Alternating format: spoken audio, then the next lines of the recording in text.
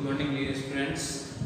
गायत्री विद्या मंदिर उच्च माध्यमिक विद्यालय सांसुर के यूट्यूब चैनल पर आप सभी का पुनः हार्दिक स्वागत। आज हम 12वीं क्लास एग्रीकल्चर केमिस्ट्री का 7वां पाठ पढ़ने जा रहे हैं। इस पाठ पर आधारित आज का आपका वीडियो लेक्चर 7वां है। उसमें आपका टॉपिक दे रखा था कि पादपों में आवश्यक पोषक तत्व। तो आपको बताया पादपों में आवश्यक पोषक तत्व भिन्न भिन्न होते हैं और उनके भिन्न भिन्न कार्य होते हैं।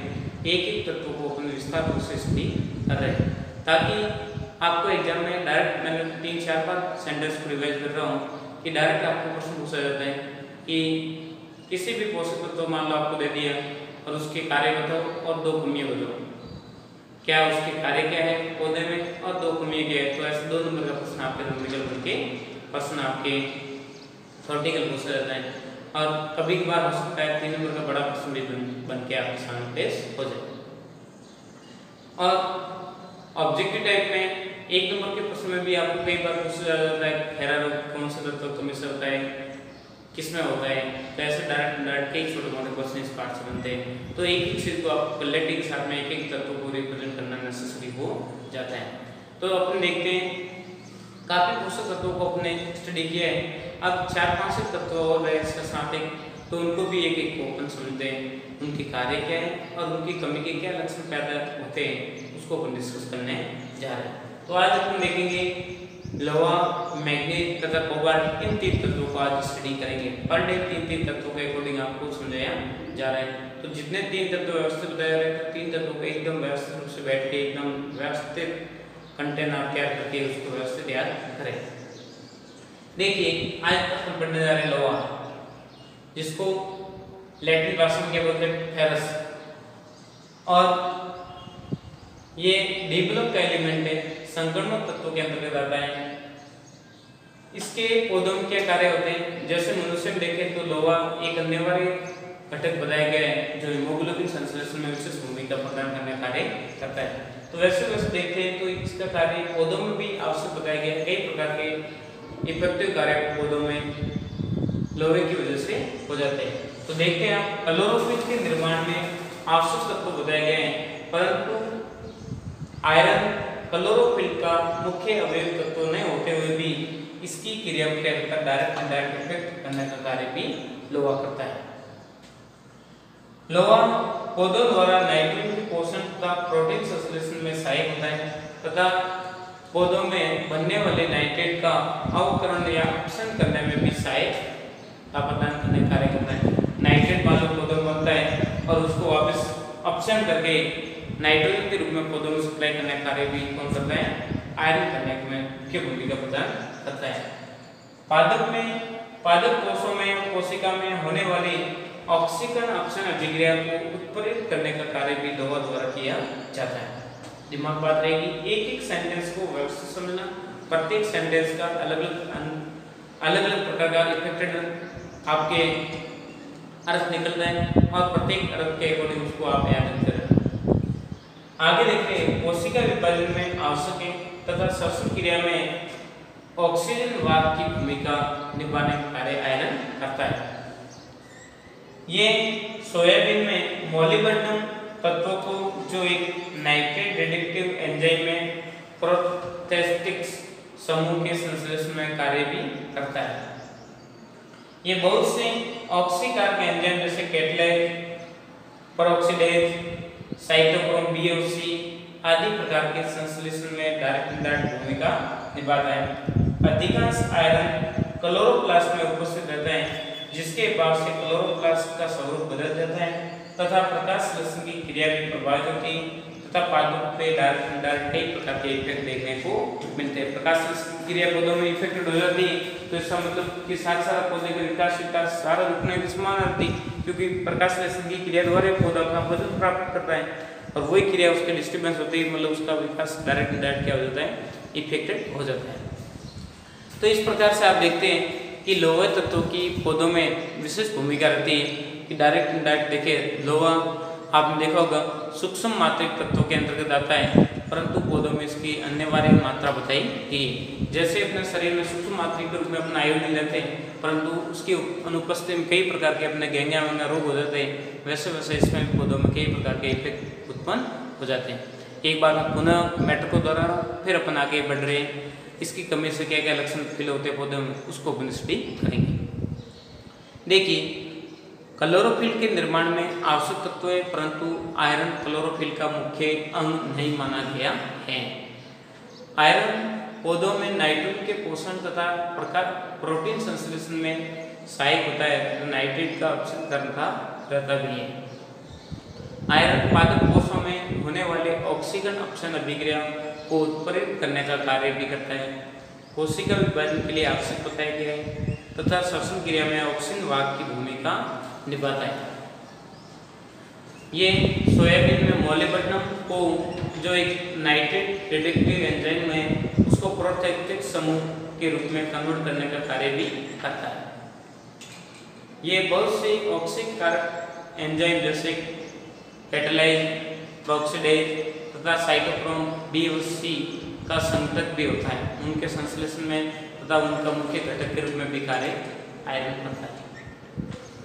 अधिकांश पौधों में आयरन क्लोरोप्लास्ट में उपस्थित रहता है। इसकी अभाव में क्लोरोप्लास्ट का स्वरूप बदल भी सकता है तथा प्रकाश संश्लेषण की क्रिया डायरेक्ट इनडायरेक्ट इफेक्टेड होने की संभावना रहती है, जिससे पादप पर कई प्रकार के फैक्टर देखने को मिलते हैं। तो इस प्रकार से आपने लोहे के कार्य को आपने स्टडी किया। आगे अपन देख रहे हैं आयरन की कमी से पौधों में क्या क्या लक्षण फील होते हैं, उसको अपन डिस्कस करने जा रहे हैं।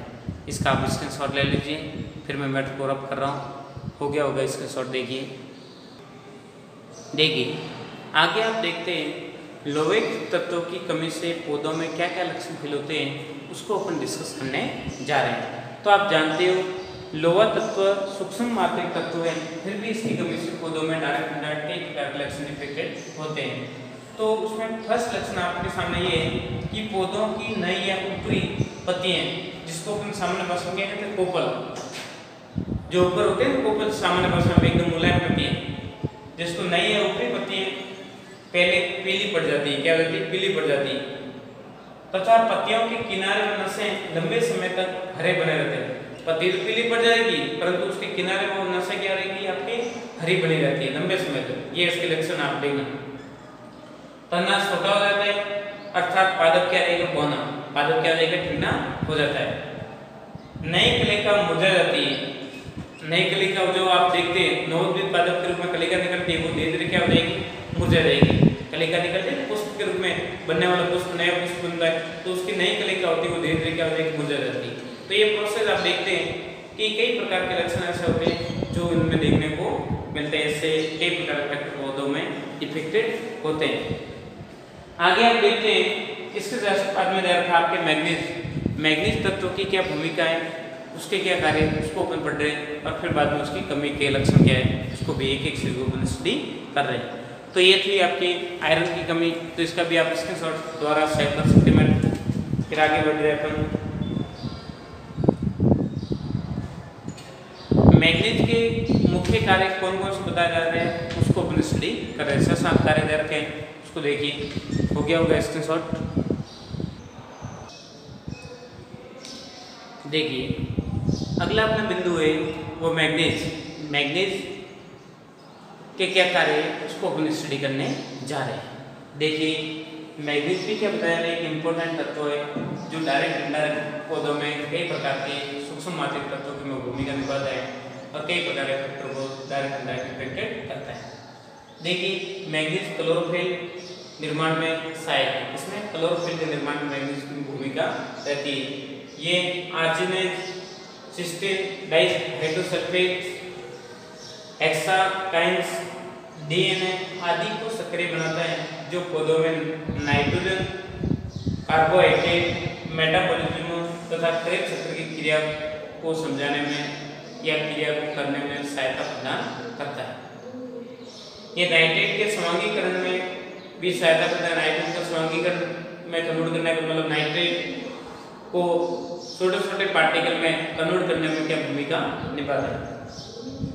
ये ऑक्सीकरण अपक्षय में सहायक है जो उत्प्रेरक रूप में कार्य करता है।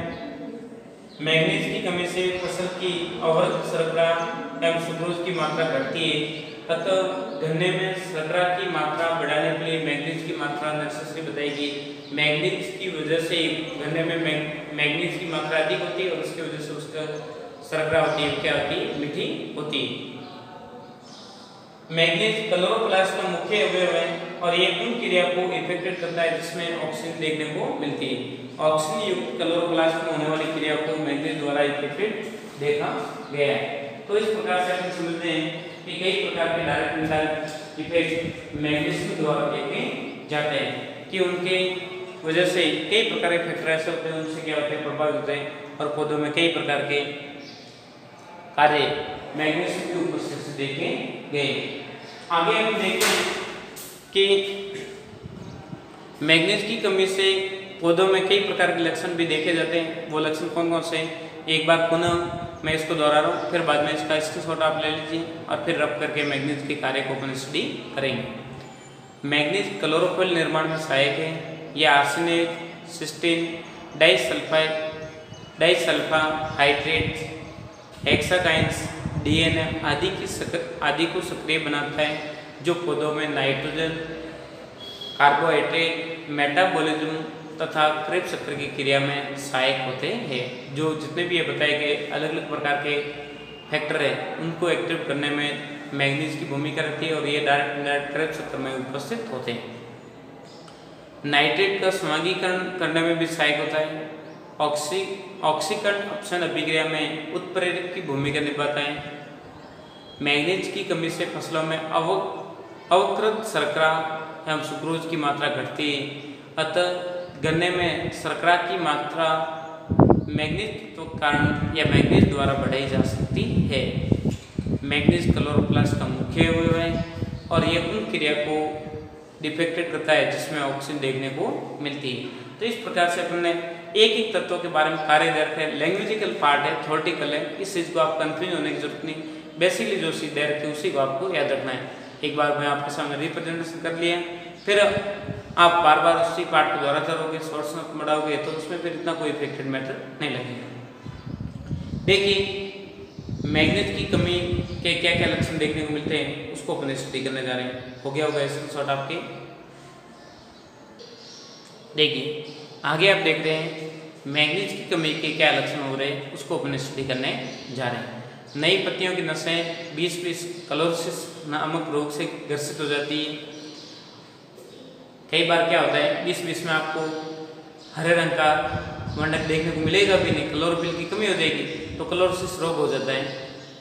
और अत्यंत कमी से पत्तियों का रंग हल्का रंग सफ़ेद हो जाता है। रंग क्या हो जाएगा, आपके हरा रंग तो उड़ जाएगा और वो किसमें कन्वर्ट हो जाएगा, सफ़ेद रंग में कन्वर्ट हो जाती है। पत्तियों पर मरकुत के धब्बे बन जाते हैं। पत्तियों पर धीरे धीरे क्या बन जाएंगे, मरकुत के धब्बे बन जाते हैं। और ये बहुत जई के पौधे होते हैं, जई ज्वार ये बहुत होते हैं ना, इनमें ये जल्दी लक्षण देखने को मिलते हैं। और पत्तियों की नसें लंबे समय तक भारी बनी रहती है, धब्बे बन जाते हैं, हल्के सफ़ेद रंग की हो जाती है, फिर भी उनकी नसें कैसे बनी रहेगी, हरे रंग की बनी रहती है। और इसकी कमी से शर्करा की मात्रा पौधों में क्या हो जाती है, घटती है। दिमाग में शर्करा की मात्रा क्या हो जाती है, घटती है। अपने पिछले बिंदु में पढ़ाई भी था। अब अगला बिंदु आपका आएगा मौल्यवर्धन। मौल्यवर्धन के क्या कार्य हैं उसको अपन स्टडी करेंगे। तो ऐसे देख रहे हैं कि मौल्यवर्धन भी क्या बताया रहा है, एक सूक्ष्म मात्रिक ट्रांस एलिमेंट कंपाउंड है, उसकी भी क्या विशेषता है, क्या कार्य है उसको भी अपन देख रहे हैं। देखिए आगे इसको मैं रब कर रहा हूँ, फिर आगे अपन बढ़ते हैं। मौल्यवर्धन हो गया स्क्रीनशॉट। देखिए आगे आप देख रहे हैं मौल्यवर्धन तत्व होता है, उसके पौधों में क्या कार्य होते हैं और उसकी क्या उपयोगिता होती है, एक चीज को आप डिस्कस कर रहे हैं। देखिए बेसिकली आप जानते हैं जितनी भी दलहनी फसलें होती है, दलहनी जिससे आप जानते हैं दलहनी फसलों से आपका क्या तात्पर्य, जिससे आपको दाल प्राप्त होती है, जैसे मूंग, मोठ, मटर, कई प्रकार के ऐसे पौधे जिनसे आपको क्या दाल प्राप्त होती है। तो जितनी भी दलहनी फसलें होती है उनमें नाइट्रोजन स्थिरीकरण करने के लिए जीवाणु पाया जाता है। कौन सा जीवाणु पाया जाता है, राइजोबियम। कौन सा आप जानते हो, राइजोबियम जीवाणु।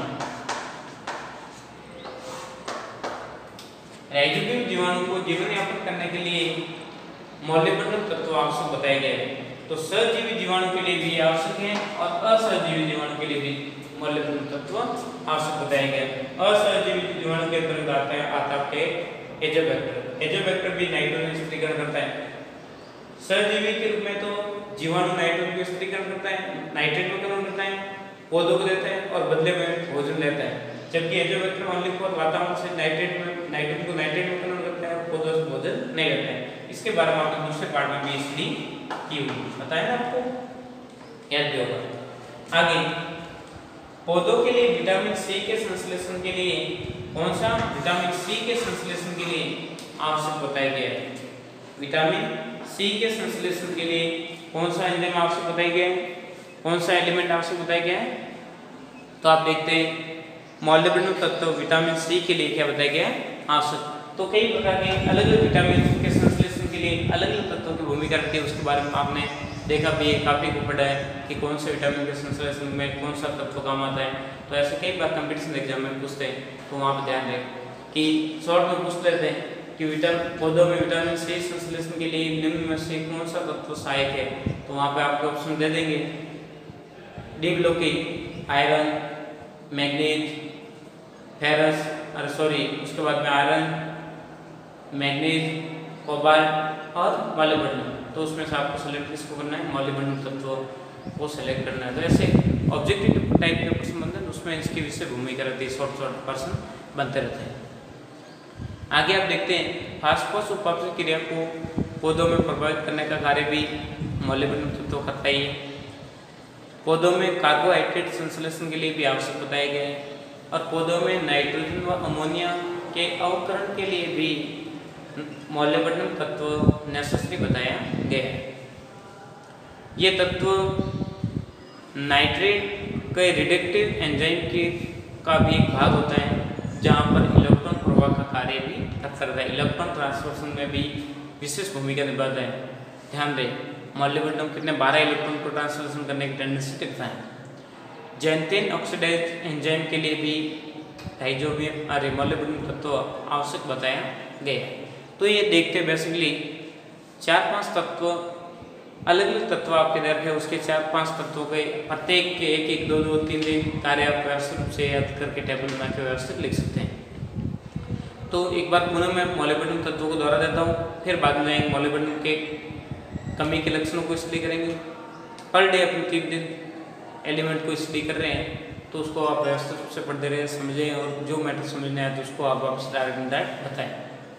देखिए, दलहनी फसल में सहजीवी तथा असहजीवी दोनों प्रकार के जीवाणु के लिए नाइट्रोजन तत्व आवश्यक बताए गए हैं। पौधों में विटामिन सी के संश्लेषण में आवश्यक है, कार्बोहाइड्रेट के संश्लेषण में आवश्यक बताए गए हैं। फास्फोरस उपापचय क्रिया को प्रभावित करने का कार्य भी करता है। पौधों में नाइट्रोजन व अमोनिया के अवकरण के लिए भी आवश्यक बताया गया है और नाइट्रेट डिडक्टिव एंजाइम का मुख्य भाग है, जहाँ पर इलेक्ट्रॉन वाहक का कार्य भी मॉलिब्डेनम करता रहता है। जैंथेन ऑक्सीडेज एंजाइम के लिए भी आवश्यक मॉलिब्डेनम तत्व बताया गया है। तो इस प्रकार से आपने देखा कि मॉलिब्डेनम तत्व किस प्रकार से डायरेक्ट इनडायरेक्ट पौधों के लिए आवश्यक है, क्यों आवश्यक है, क्या भूमिका रहती है, उसको आपने समझा। तो ये था आपके मॉलिब्डेनम तत्वों के कार्य। आगे अगले बिंदु अपन डिस्कस करने जा रहे हैं, वो है आपके मॉलिब्डेनम तत्व के सामान्य क्या लक्षण देखने को मिलते हैं, जिसकी कमी से पौधों को एहसास होता है कि इस मॉलिब्डेनम तत्व की कमी है। तो देखिए, इसका आप स्क्रीनशॉट ले लीजिए, फिर अपन स्टडी कर रहे हैं मॉलिब्डेनम तत्व की कमी है। हो गया होगा स्क्रीनशॉट। देखिए आगे अपन देख रहे हैं कि मॉलिब्डेनम तत्व की कमी से पौधों में क्या लक्षण फील होते हैं। तो देखिए, पौधे छोटे, पीले और नाइट्रोजन की कमी के समान लक्षण प्रदर्शित करते हैं। जैसे नाइट्रोजन की कमी से मतलब पत्तियाँ का रंग हरापन उड़ जाता है, पत्तियाँ क्लोसिस नामक रोग हो जाता है। तो कई प्रकार ऐसे इफेक्ट आपने देखे थे। तो वैसे वैसे बहुत सारे लक्षण, नाइट्रोजन के सामान्य लक्षण इनमें भी देखने को मिलते हैं। नई पत्तियाँ अधिक प्रभावित होती है, डायरेक्ट इनडायरेक्ट देखें तो नई पत्तियों पर इसका अधिक प्रभाव देखने को मिलता है। दलहनी पौधों पर लक्षण स्पष्ट दिखाई देते हैं, ताकि इनकी जड़ों में बनने वाली ग्रंथियाँ डायरेक्ट इनडायरेक्ट क्या होती है, इफेक्टेड हो जाती है। क्यों? क्योंकि इनकी जड़ों में राइजोबियम जीवाणु पाया जाता है, एजोबैक्टर जीवाणु पाया जाता है, तो उनको डायरेक्ट इनडायरेक्ट मॉलिबल तत्वों, पोषण तत्वों के रूप में उनको आवश्यकता होती है। और मान लो वो पोषक तत्व नहीं है पौधों में, तो फिर बाद में धीरे धीरे वो जीवाणु वहाँ पे पनपेंगे भी नहीं, और नहीं पनपेंगे तो डायरेक्ट इनडायरेक्ट उनकी ग्रंथियाँ क्या हो जाएगी, इफेक्टेड, और इनकी ग्रंथियाँ मान लो कमजोर होगी तो फिर बाद नाइट्रोजन का स्थिरीकरण नहीं होगा, तो पौधों का विकास सही पूर्ण होता है नहीं होता है। जई की पत्तियाँ पीछे की ओर झुक जाती हैं और टमाटर की नीचे की पत्तियों के किनारे मुड़ जाते हैं। टमाटर की निचली पत्तियों के किनारे आप देखते हैं तो डायरेक्ट क्या हो जाते हैं, मुड़ जाते हैं। तो कई प्रकार के ऐसे लक्षण आप देखते हैं, तो अलग अलग तत्वों की कमी से अलग अलग लक्षण देखने को मिलते हैं। कईयों के कार्य दे रखे हैं, कईयों कमी के लक्षण भी दे रखे हैं। तो जो भी आपको मैटर जितना ऑप्टेन आपको करवाया जा रहा है उसको व्यवस्थित रूप से आप समझें, व्यवस्थित रूप से पढ़ने का प्रयास करें। जो मैटर आपको समझ नहीं आता है उसको आप डायरेक्ट इनडायरेक्ट पूछ के उस चीज़ का समस्या का समाधान करें, ताकि आपकी पढ़ाई कंटिन्यू बन रहे, किसी भी प्रकार से आपकी पढ़ाई प्रभावित नहीं हो। इम्पोर्टेंट बात ये, जितने भी अपलोड होने वाले नए वीडियो तथा नया नोटिफिकेशन आप डायरेक्ट इनडायरेक्ट पढ़ते रहे, ताकि उससे आपको बेनिफिट होगा कि कितना मटेरियल आपको ऑब्टेन करवाया गया है, कितना पढ़ लिया है, कितना आगे पढ़ना बाकी है, तो उसके अकॉर्डिंग आपको सिलेबस आपको पता दिमाग में रहेगी। वैसे देखें तो आपको पता ही है कि सिलेबस 12वीं का लेंथी सिलेबस होता है, तो उसके अकॉर्डिंग अपन को लगभग आपके टोटल 12 पार्ट दे रखे हैं, उसमें से 7वां पार्ट लगभग 2 वीडियो लेक्चर में पीछे रहा मैटर पूरा हो जाएगा। 7-8 वीडियो लेक्चर में 7वां पार्ट पूरा हो जाएगा। इसका मतलब आप समझो कि 60% से ऊपर आपको कोर्स कवर हो गया। फिर आगे मैटर थोड़ा बहुत पार्ट 3-4 पार्ट रहे, उसको एक ओपन समझते रहेंगे, पढ़ते रहेंगे। किसी भी प्रकार का कोई इफेक्ट या समझ में नहीं आए तो उसको अपन डिस्कस करेंगे। इंपॉर्टेंट बात यह है कि आप गायत्री विद्या मंदिर यूट्यूब चैनल को सब्सक्राइब करें, लाइक करें, शेयर करें, ताकि अपलोड होने वाले नए वीडियो तथा नए नोटिफिकेशन आपको मिलता रहेगा, ताकि आपकी पढ़ाई कंटिन्यू बने रहे। थैंक यू, धन्यवाद सो मच।